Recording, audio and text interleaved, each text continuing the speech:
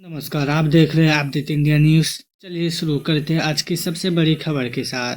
राजधानी नई दिल्ली के भारत मंडपम में आयोजित हुआ विश्व इंडिया एआई इम्पैक्ट समिट 2026 आज वैश्विक स्तर पर चर्चा का केंद्र बना हुआ है। 16 से 20 फरवरी तक चले इस समिट में दुनिया भर के टेक लीडर्स, नीति निर्माता और उद्योग जगत के दिग्गजों ने भाग लिया। प्रधानमंत्री नरेंद्र मोदी ने अपने संबोधन में कहा कि एआई सिर्फ तकनीक नहीं बल्कि मानवता के भविष्य को दिशा देने वाली शक्ति है। उन्होंने जोर देकर कहा कि भारत एआई को मानव केंद्रित जिम्मेदार तरीके से आगे बढ़ाएगा। भारत अमेरिका के बीच बड़ा समझौता। समिट के दौरान भारत ने अमेरिका के साथ पैक्स सिलिका नामक अहम समझौते पर हस्ताक्षर किए।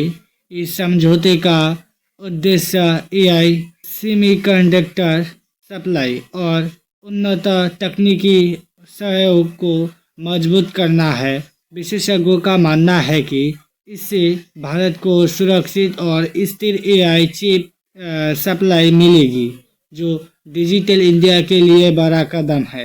हजारों करोड़ के निवेश का ऐलान। इस समिट में देश विदेश की बड़ी कंपनियों ने एआई क्षेत्र में भारी निवेश की घोषणा की। रिलायंस इंडस्ट्रीज ने देश में बड़े एआई डेटा सेंटर स्थापित करने की योजना बताई। माइक्रोसॉफ्ट ने भारत में एआई रिसर्च और स्किल डेवलपमेंट में निवेश बढ़ाने का ऐलान किया। वही एनवीआईडीआईए के साथ भारतीय कंपनियों की साझेदारी पर भी चर्चा हुई, जिससे हाई परफॉर्मेंस कंप्यूटिंग को बढ़ावा मिलेगा। रोजगार और शिक्षा पर असर। विशेषज्ञों का कहना है कि आने वाले 5 वर्षों में एआई सेक्टर में लाखों नए नौकरियां पैदा हो सकते हैं। साथ ही सरकारी स्कूलों और कॉलेजों में एआई आधारित कोर्स शुरू करने की तैयारियां कर रही है, ताकि युवाओं को भविष्य की तकनीक के लिए तैयार किया जा सके। वैश्विक मंच पर भारत की मजबूती। इस समिट में एक बार फिर साबित किया है कि भारत अब केवल टेक्नोलॉजी का उपभोक्ता नहीं बल्कि नवाचार का नेतृत्वकर्ता बन रहा है।